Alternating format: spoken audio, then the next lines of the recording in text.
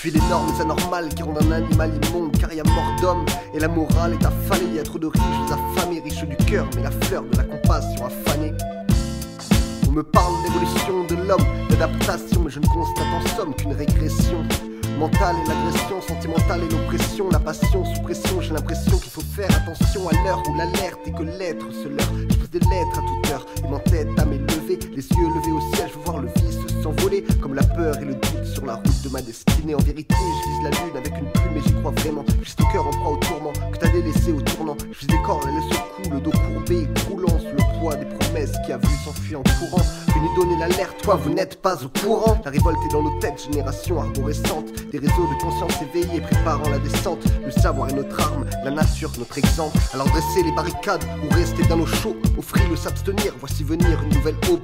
Ouvrez les barricades, c'est Babylone contre les fous. Ceux qui cultivent l'utopie qu'un monde meilleur verra le jour. À l'homme civilisé, c'est ceux de sacrifier ton sort. Ton poste télévisé n'est que le reflet de ces normes. Ne reste pas paralysé car Babylone est enlisée. Les hérités brutalisés, organisés, viennent attiser la flamme. Essayez de méditer, moi je le fais de médite-toi.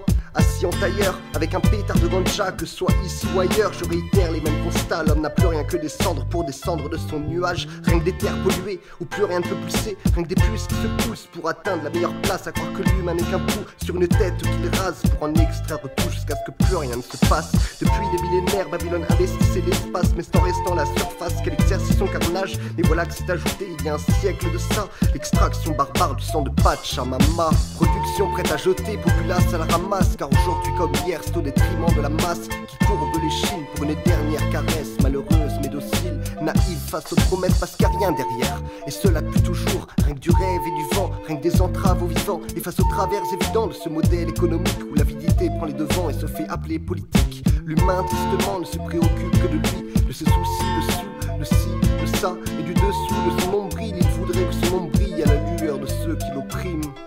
En plus de cela, l'État assassine, assassin te l'a si souvent ressassé, non?